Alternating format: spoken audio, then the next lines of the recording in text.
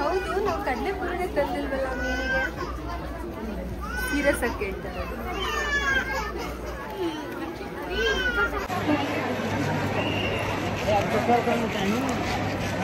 ಸಖತ್ ಬಿಸಿಲಿದಲ್ಲ.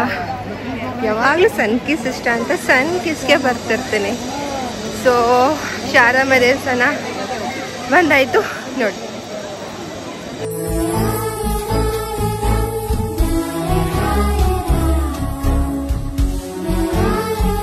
Hello everyone, welcome to Deepu vibe YouTube channel. Previous ವೀಡಿಯೋದಲ್ಲಿ ನಾನು ಹೇಳಿದೆ ಅಲ್ವಾ, ಹೊರನಾಡಿಗೆ ಬಂದಮೇಲೆ ಮತ್ತೊಂದು ದೇವಸ್ಥಾನಕ್ಕೆ ಹೋಗದೇ ಇರೋಕ್ಕಾಗತ್ತಾ ಅಂತ. ಎಸ್, ನಾನು ಬಂದಿರೋದು ಶೃಂಗೇರಿಗೆ. ಶೃಂಗೇರಿ ಯಾರಿಗೆ ಗೊತ್ತಿಲ್ಲ, ಇಲ್ಲಿ ಬಹಳಷ್ಟು ಜನ ಮಕ್ಕಳಿಗೆ ವಿದ್ಯಾಭ್ಯಾಸ ಮಾಡುವಂಥ ಜಾಗ ಕೂಡ ಹೌದು. ಮತ್ತು ಈ ದೇವಸ್ಥಾನದಲ್ಲಿ ಹಿನ್ನೆಲೆ ಕೂಡ ಭಾಳಷ್ಟು ಇದೆ. 1200 ವರ್ಷದ ಹಳೆಯ ಶಾರದಾ ಪೀಠ ಕೂಡ ನೀವಿಲ್ಲಿ ನೋಡ್ಬೋದು. ಚಿಕ್ಕಮಗಳೂರು ಜಿಲ್ಲೆಯಿಂದ 80 ಕಿಲೋಮೀಟರ್ ಹತ್ತಿರದಲ್ಲಿರುವ ಶೃಂಗೇರಿ ದೇವಸ್ಥಾನ ತುಂಬಾ ಚೆನ್ನಾಗಿದೆ. ಅಂದರೆ ಬಹಳ ಪ್ರಕೃತಿ ಮಡಿಲಲ್ಲೇ ಇರುವಂಥ ದೇವಸ್ಥಾನ ಕೂಡ ಹೌದು. ಈ ದೇವಸ್ಥಾನನ ಸ್ಥಾಪಿಸಿರೋದು ಶಂಕರಾಚಾರ್ಯರು. ಅಂದರೆ 8ನೇ ಶತಮಾನದಲ್ಲೇ ಶ್ರೀ ಶಾರದಾಂಬ ಅವ್ರನ್ನ ಇಲ್ಲಿ ಸ್ಥಾಪನೆ ಮಾಡಿದ್ದಾರೆ. ಸರಸ್ವತಿ ದೇವಿಯ ಮತ್ತೊಂದು ರೂಪನೇ ಈ ಶೃಂಗೇರಿಯ ಶಾರದಾ ಮಾತೆ. ಇಲ್ಲಿ ಅಕ್ಷರಾಭ್ಯಾಸ ಬಹಳ ಮಾಡ್ತಾರೆ. ಯಾಕಂದರೆ ಚಿಕ್ಕ ಮಕ್ಕಳು ಮೊದಲನೇ ಸರ್ತಿ ಸ್ಕೂಲ್ಗೆ ಹೋಗೋಕ್ಕಿಂತ ಮುಂಚೆ ಇಲ್ಲಿ ಅಕ್ಷರಾಭ್ಯಾಸ ಮಾಡೋದ್ರಿಂದ ಬಹಳ ಒಳ್ಳೆಯದು. ತುಂಬ ವಿದ್ಯಾವಂತರು ಆಗ್ತಾರೆ, ತುಂಬ ಬುದ್ಧಿಶಾಲಿ ಆಗ್ತಾರೆ ಅನ್ನೋದು ಕೂಡ ಪ್ರತೀತಿ ಇದೆ. ಅಂದರೆ ನೀವು ಬರಬೇಕಾದ್ರೆ ನೀವೇನು ಸ್ಲೇಟ್ ಆಗಲಿ ಬಳಪಾಗಲಿ ಏನೂ ಸಹ ತರದೆ ಹೋದರೆ ಸಾಕು. ಇಲ್ಲೇ ನೀವು ಅಲ್ಲಿ ರಿಜಿಸ್ಟ್ರ್ ಮಾಡಿ ಕೌಂಟರ್ ಇರುತ್ತೆ ಅಕ್ಷರಾಭ್ಯಾಸ. ಟೈಮಿಂಗ್ಸ್ ಕೂಡ ಹೇಳ್ತೀನಿ ನಾನು. 7:30 2 ಗಂಟೆವರೆಗೂ ಇರುತ್ತೆ ಅಕ್ಷರಾಭ್ಯಾಸ ಟೈಮಿಂಗ್ಸ್ ನಾನು ಹೇಳ್ತಾ ಇರೋದು. ಮತ್ತು ಪುನಃ 4 ಗಂಟೆಯಿಂದ 9 ಗಂಟೆ. ನೀವಿಲ್ಲಿ ಬಂದು 500 ರೂಪಾಯಿ ಕೊಟ್ಟು ಕೌಂಟ್ರಲ್ಲಿ ರಸೀದಿ ಖರೀದಿ ಮಾಡಿ ಈ ಸ್ಲೇಟು ಮತ್ತು ಬಳಪ ಅವರೇ ಕೊಡ್ತಾರೆ. ಅದು ತೊಗೊಂಡು ಬಂದು ಅಕ್ಷರಾಭ್ಯಾಸ ಮಂದಿರ ಹತ್ರ ಹೋದರೆ ನಿಮಗೆ ಮಕ್ಕಳಿಗೆ ಅಕ್ಷರಾಭ್ಯಾಸನ ನಿಮಗೆ ಮಾಡಿ ಕಳಿಸ್ತಾರೆ. 20 ನಿಮಿಷ ಟೈಮ್ ಸಾಕು, ಅದು ಅಷ್ಟು ಕೂಡ ಕಂಪ್ಲೀಟಾಗಿ ಮಾಡ್ತಾರೆ.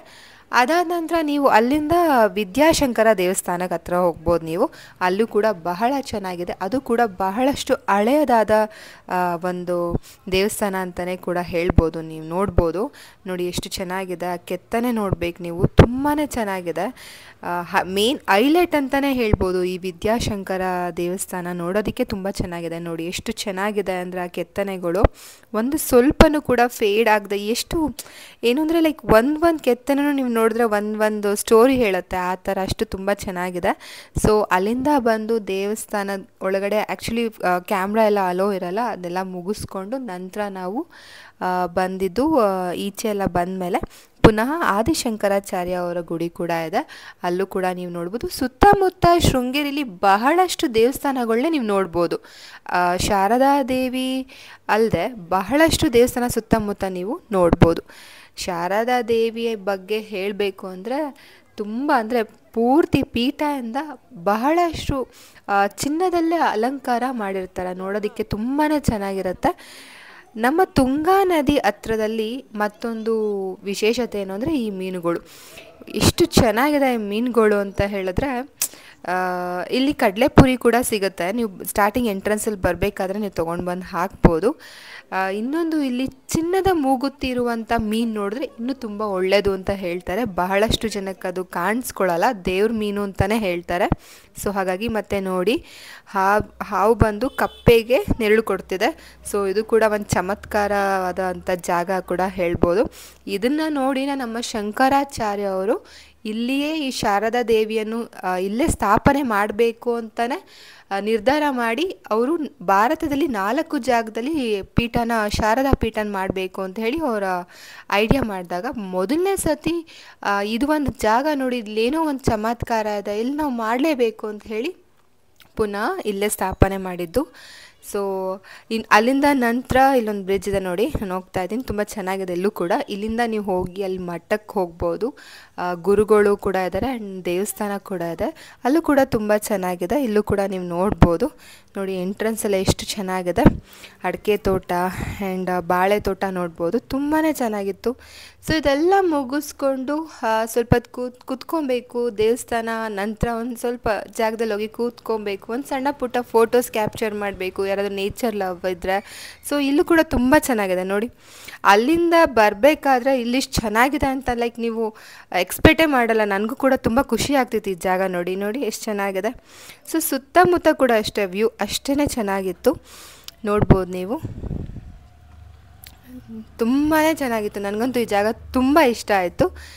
ಸೊ ಇಲ್ಲೂ ಕೂಡ ಮಠದಲ್ಲೂ ಕೂಡ ಫೋಟೋಸ್ ಮತ್ತು ಕ್ಯಾಮ್ರಾಸ್ ಎಲ್ಲ ಅಲೋ ಇರಲ್ಲ, ಬಟ್ ಸ್ಟಿಲ್ ಸ್ವಲ್ಪ ಈಚೆ ಎಲ್ಲ ಕ್ಯಾಪ್ಚರ್ ಮಾಡೋದಕ್ಕೆ ಟ್ರೈ ಮಾಡ್ತಾಯಿದ್ದೀನಿ. ಸೊ ಅಕ್ಷರಾಭ್ಯಾಸಕ್ಕೆ ಬರೋರು ಮುಂಚೆನೇ ಆನ್ಲೈನಲ್ಲೂ ಕೂಡ ಒಂದ್ಸತಿ ಚೆಕ್ ಮಾಡಿ ಅಲ್ಲೂ ಕೂಡ ಬುಕ್ ಮಾಡ್ಕೊಬೋದು. ನಂತರ ಇಲ್ಲೂ ಕೂಡ ಬಂದು ಬುಕ್ ಮಾಡೋದಕ್ಕೂ ಅವಕಾಶ ಇದೆ. ಸೊ ಆ ಥರ ಒಂದು ಕೂಡ ಬಂದು ನೀವೆಲ್ಲ ಮಾಡ್ಬೋದು. ನೋಡಿ ನೋಡ್ಬೋದು ಇಲ್ಲಿ ಸಾಲಾಗಿ ಕೊಟ್ಟಿದ್ದಾರೆ ನೋಡಿ. ಸೊ ಹಾಗಾಗಿ ಇಲ್ಲಿ ಮಠ ಎಲ್ಲ ಮುಗಿಸ್ಕೊಂಡು ಪುನಃ ಹೋಗಿ ಭೋಜನ ಶಾಲಾ ಕೂಡ ಇದೆ. ಶಾರದಾ ದೇವಸ್ಥಾನದಲ್ಲೂ ಕೂಡ ನೀವು ಹೋಗಿ ಅಲ್ಲೂ ಕೂಡ ಅನ್ನಪ್ರಸಾದನ ಸೇವನೆ ಮಾಡ್ಬೋದು, ತುಂಬಾ ಚೆನ್ನಾಗಿರುತ್ತೆ. ನಾನು ಸಣ್ಣ ಸಣ್ಣ ಹಸುಗಳನ್ನ ನೋಡಿದೆ ನೋಡಿ, ಎಷ್ಟು ಚೆನ್ನಾಗಿದೆ ಅಲ್ಲೂ ಕೂಡ.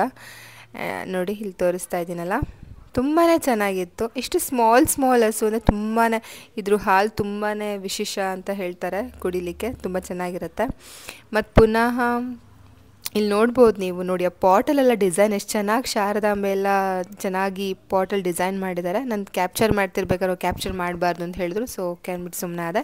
ಸೊ ಇದು ತುಂಬಾ ಚೆನ್ನಾಗಿತ್ತು. ಇಲ್ಲಿ ನೋಡಿ ಬಹಳಷ್ಟು ಹತ್ತಿ ಹಣ್ಣು, ನಾನು ತುಂಬ ಮರದ ಮೇಲೆ ತುಂಬ ಎತ್ತರನೇ ತುಂಬ ಗಿಡ್ಡದಲ್ಲಿ ಇಷ್ಟು ಚೆಂದ ಇರೋ ಹತ್ತಿ ಹಣ್ಣು ನನಗೆ ಬಂಚಾಗಿ ನೋಡಿದ್ದು ತುಂಬ ಆಶ್ಚರ್ಯ ಆಯಿತು. ಸೊ ಹಾಗಾಗಿ ಈ ವಿಡಿಯೋ ಇಷ್ಟ ಆದಲ್ಲಿ ಲೈಕ್, ಶೇರ್ ಆ್ಯಂಡ್ ಸಬ್ಸ್ಕ್ರೈಬ್ ಮಾಡಿ. ಮುಂದಿನ ವಿಡಿಯೋದಲ್ಲಿ ಬೇರೆ ಜಾಗದಲ್ಲಿ ಸಿಗ್ತೀನಿ ಅಂತ ಹೇಳ್ತಾ ಟೇಕ್ ಕೇರ್. ಜೈ ಶ್ರೀರಾಮ್.